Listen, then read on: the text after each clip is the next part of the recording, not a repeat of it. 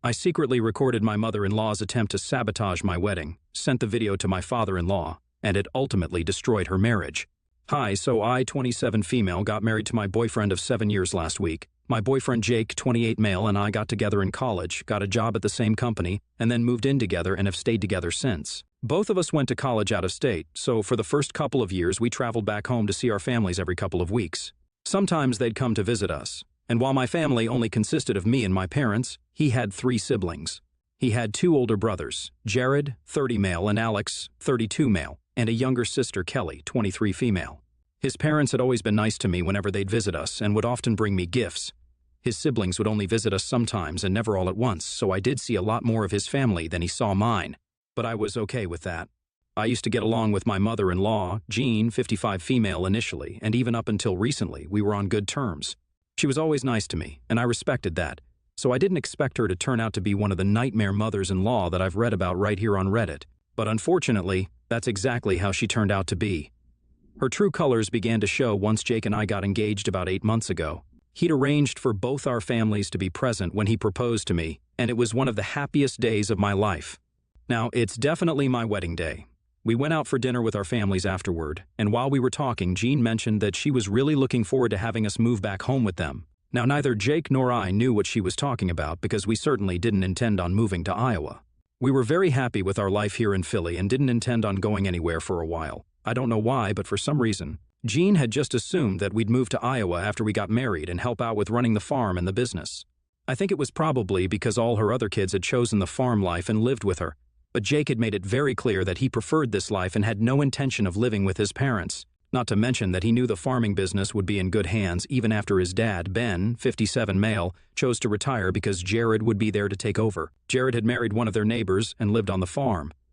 Alex hadn't married, and Kelly was still too young. She just graduated and was trying her luck at graphic designing while working from home. It wasn't as if his parents were all on their own and absolutely needed him to come back home. We didn't say anything at dinner, but after we got back home, I asked Jake about what his mother had said, and he reassured me that he had no interest in going back and would communicate that to his mother the very next day. He didn't say anything at dinner because he didn't want to bring down the energy of that evening. The next day, he went over to the hotel his family was staying in to speak to his mom about this and came back in a very bad mood. When I asked him about it, he told me that his mother hadn't taken that news well, and after one point, she started blaming me for his decision. She believed that I was the one who had influenced his decision and was preventing her son from moving back home to live with her, and had also spoken a lot of rubbish about me and my family, which is why they'd had a really bad argument. Even my father-in-law, Ben, had decided to stand up for me, which had just made things worse. Jared and his wife agreed with Jean and believed that Jake and I should move back after we got married, but Ben, Alex, and Kelly believed that we were free to do whatever we wanted to. We'd worked hard to build a life for ourselves here in Philly, and we wanted to live life on our own terms. There was nothing wrong with that. Jean thought that my husband was betraying her family and putting me before them, even though I had nothing to do with his decision.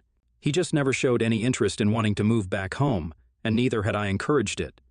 She said a bunch of things about me back then during their argument that I didn't like, and after Jake told me about it, I decided that I wasn't going to speak to her anymore, unless she apologized for it. She hadn't said it to me to my face, but even then, it didn't feel fair since most of the things she'd said weren't even true. I'm not mentioning it here because it's not relevant, and I'm trying to keep this short right now. It wasn't like she'd called me something unforgivable, but it was just petty and annoying to hear that she'd said these things. So after that, I decided to distance myself from her, and we barely even spoke for the next couple of months. I was also really busy with wedding prep, so I didn't have the time to think about these things either. When the time came, we did invite both his parents and the rest of his family, even though Jean and Jared had been very distant after the whole debate about where we'd live after marriage. Surprisingly, they did agree to attend after they'd received the invites.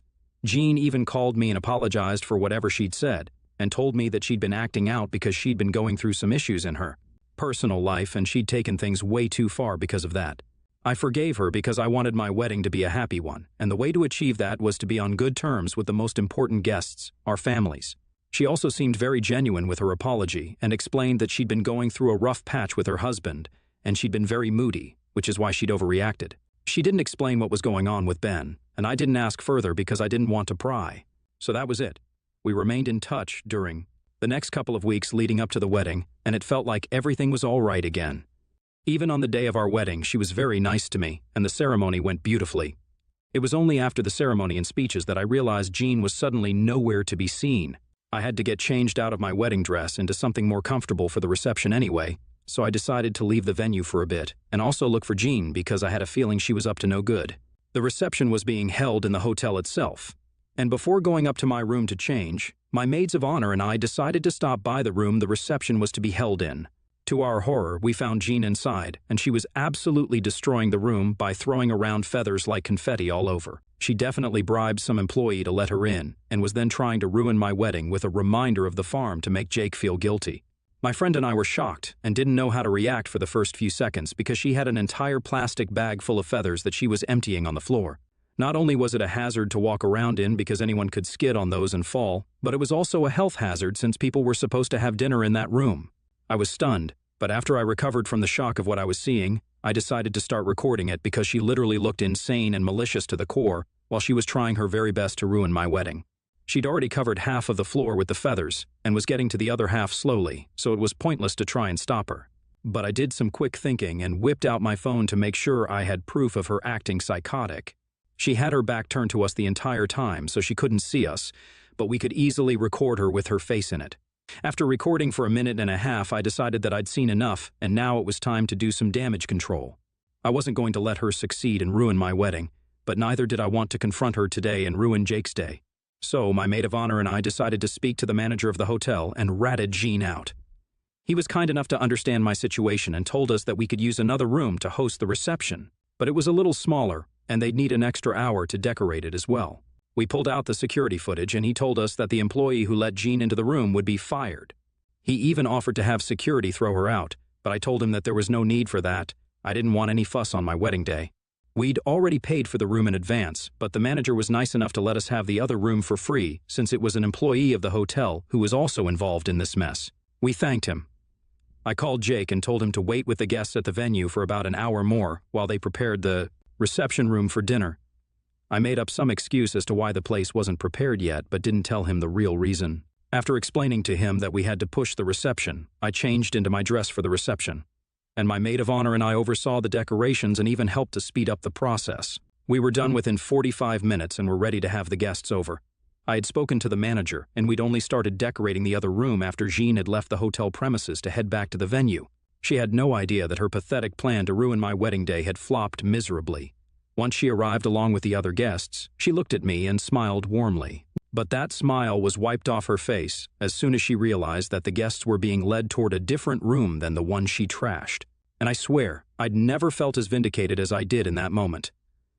The rest of the evening went without a hitch, and Jean even congratulated me before she left because she had no idea that I knew what she had tried to do. After 2 days had passed, I finally decided to tell Jake. And for good measure, I also sent that video to Ben right before I spoke to him. What Jake would tell his mother was his business, but I wasn't going to let her get away either, and this was my way of getting back at her. I knew that they'd been having problems in their marriage since she told me about it earlier, and if there was even a slight chance that I could make it worse for her, I sure would do it without a second thought. So after I sent that video to my father-in-law, I talked to Jake and filled him in on everything that had happened on the day of our wedding. I also told him that I'd already sent the video to Ben because I didn't want to keep him in the dark about anything. Truly, I had no idea how he was going to react, but to my pleasant surprise, he was quite supportive and told me I did the right thing. He was also really thankful that I tried so hard to hide this all from him so I wouldn't ruin his day, and said that it meant the world to him. So this didn't cause any problems in our marriage like Jean had intended because Jake was more than okay with what I'd done, but she sure did end up ruining her own marriage by trying to sabotage our wedding day. After I sent the video to Ben, he replied to me a couple of hours later and thanked me but didn't say much else, which felt kind of underwhelming. But then Jean called Jake and started shouting at him about what I'd done to ruin her marriage. Apparently, the trouble that she'd been having in her marriage had a lot to do with the farm, which she wasn't willing to give up. Ben had received an offer to sell the farm about a year ago, and it was a pretty hefty amount that was being offered, so it was hard to say no. He had no intention of continuing farming for the rest of his life, and his kids, with the exception of Jared and his wife, weren't interested in the farm life either. He'd planned to sell the farm off and split the money between himself and all his kids so that they could move to the city and live closer to us. But Jean had shut that idea down quickly since she didn't like the idea of leaving their farm and home. The buyer didn't back off and kept increasing the amount gradually, and even now, the offer still stands. That's what they'd been fighting about for so long, because Ben was ready to say goodbye to the farm, but Jean wasn't. Things had gotten to a point where Ben and Jean were sleeping in separate rooms since they couldn't even talk to each other without it turning into a fight anymore. Things were bad enough as it was, and my video had just escalated their conflict because now Ben had decided to file for divorce and had packed his stuff up and left their house after fighting with both Jean and Jared. He told Jean that he isn't coming back because she's absolutely unhinged, and the farm has become such a point of contention for her that she's willing to go to any length. He can't bring himself to trust her anymore. Now Jake told her that it was her own fault that her husband had decided to leave, and there was nothing he could do to fix the situation at that point. Jean then decided that she was now going to start pushing Jake to file for divorce from me instead, since apparently I was the one who was destroying his home and tearing him away from his family through my selfishness. Jake fought with his mother about that on that day and said a lot of horrible things to her, even calling her a psycho and an obsessive weirdo. I'd never seen him that angry, and after they disconnected the call, I had to spend several hours consoling him. Even after that, she's continued to text him and keeps insisting that he needs to divorce me if he wants to be happy in the future, or else I'll end up ruining his life. It's been 4 days now, and yesterday she messaged me saying that I had destroyed her home. She told me that she just tried to pull a silly little prank to mess with me, but I'd blown it all out of proportion, and now her marriage had gone to absolute ruin. I tried to ignore her, but she then sent me a picture of divorce papers and asked me if I was pleased with myself. I just couldn't hold back, so I replied, yes, and then blocked her. It was less out of anger but more out of spite because it wasn't me who had originally tried to mess up her marriage, but she definitely had gone out of her way to ruin what was supposed to be a joyous day for me and her son. Only because I didn't want to move back to the farm, and neither did her son, she was ready to penalize us for something that wasn't even our fault. And now she's mad that the consequences of her actions are finally catching up to her. So I didn't feel particularly bad about saying that I was happy she was getting divorced. But then this morning, Jake told me that she, Jared, and his wife were now throwing a fit over what I'd said. And while he didn't scold me for it, he did say that he wished I had just ignored her instead of replying and making matters worse. He seemed a little miffed about what I'd done, and I did apologize, but he just grunted in response to it and said that what I did was really quite unnecessary. But now it was done, and there was no changing it. I don't know how to feel about the situation now because I do see his point. But I feel like we also should remember that Jean was the one who started it all and not me. Her putting all the blame on me and provoking me should have been enough for anyone to snap at her. But Jake also has a point. ATA for telling my mother-in-law that I'm happy that her husband has filed for divorce after she tried to sabotage my wedding and then tried to force my husband to leave me after I exposed her attempt to sabotage? Update 1. Hey everyone, thanks for all the advice here, and especially those who were extra kind and supportive. I don't have anything against farmers, but that's not the lifestyle I'm used to, just to be clear. Because some of you all were accusing me of trying to be offensive toward farmers, I have the utmost respect for them. But that's just not my comfort zone, and I think that's okay. Also, a few people wanted to know what exactly my mother-in-law had said about me initially after Jake and I got engaged, which I didn't include in the original post because I didn't find it relevant. So here goes. She said I had no family values because I'd never had any siblings or any proper family, which is why I was encouraging Jake to abandon his family. She also said that I hadn't been raised right, which I didn't like. She also called me selfish and untrustworthy and said that our marriage wouldn't last long, so you can see why I didn't want to speak to her.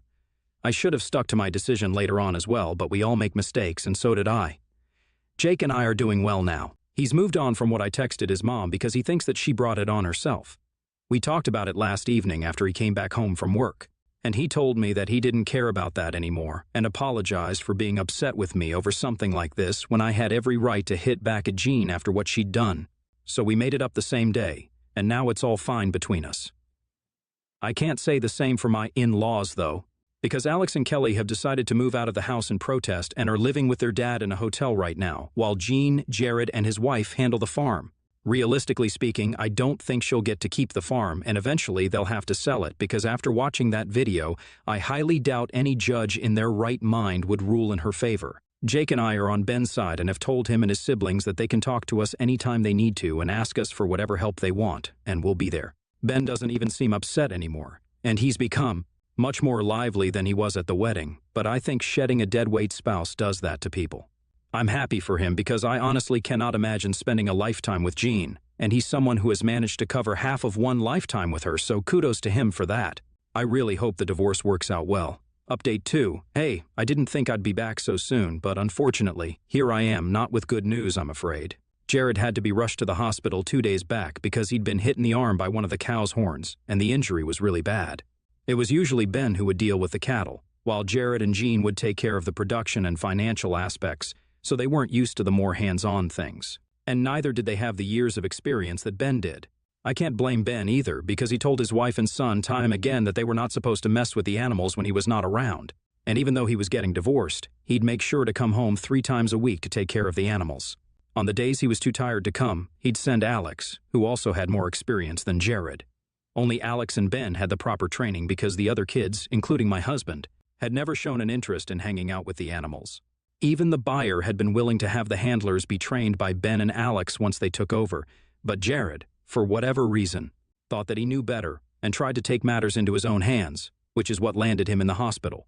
It's only been 10 days since the last update, and I'd really thought that I'd only come back when I had good news to share about the divorce, but apparently not. We're all in Iowa now and have visited Jared already, but he's too exhausted to even talk to us for more than 15 minutes at a stretch. The medicines are doing their job, and he'll get better eventually, but his wife is inconsolable. One would think that at least now Jean would start thinking about an alternative lifestyle, right? Since they were not cut out for the job? But no, she's still hell-bent on retaining the farm and not selling, and that had led to another huge fight right in the hospital parking lot last evening when Ben and Jean came face to face. He called her an idiot of the highest degree and even said that she was not only a selfish wife but was proving to be a bad mother now, since she didn't even care that her son wasn't up for the job the way she'd believed and had even been hurt in the process. And yet, she was still not willing to keep her ego aside even for a second. It had gone on for a while, but finally Jake and I had managed to separate the two of them and took Ben back to the hotel, where he ranted about Jean for the next hour and a half while drinking scotch. So that's how things are right now. This definitely will affect the divorce, but I hope it's in Ben's favor.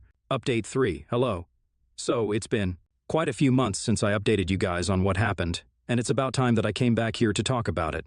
But first things first, thank you to everyone who sent us good wishes and prayed for Jared.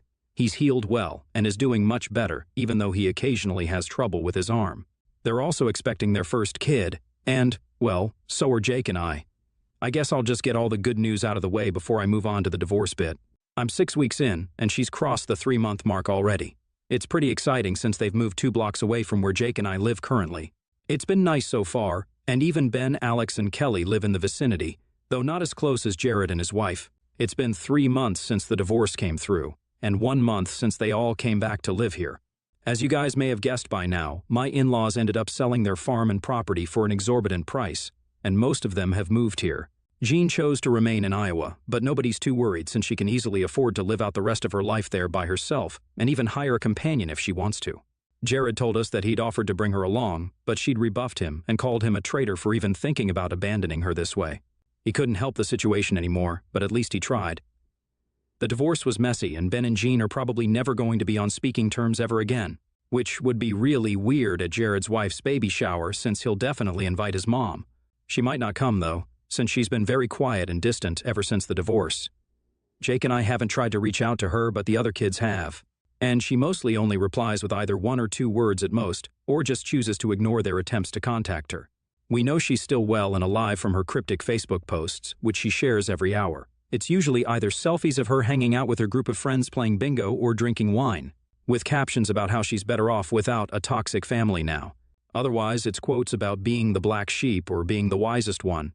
You know, the stuff in calligraphic font in white on a black background. So that's her entire feed, and also the way we know she's still okay. Jake and I have never been better in our personal lives because a baby is all that we need to complete our family, and it's finally happening. I'm super pumped to start this new chapter of our lives, and so is he. I wish us luck, and let's hope things only get better now.